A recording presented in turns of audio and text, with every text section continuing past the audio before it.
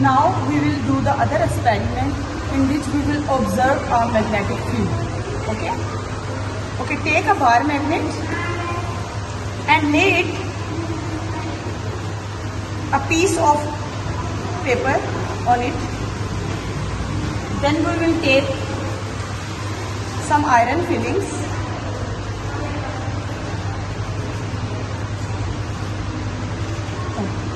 and then we will sprinkle on it.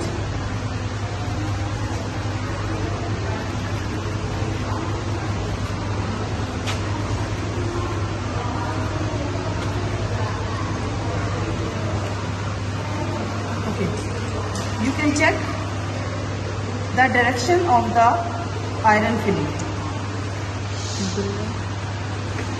Direction of the iron filling is,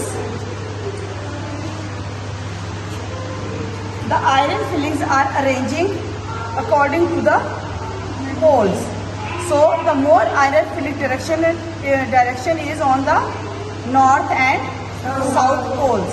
So we come to know that magnetic field is stronger near its poles, which are south and which is north. Okay, thank you.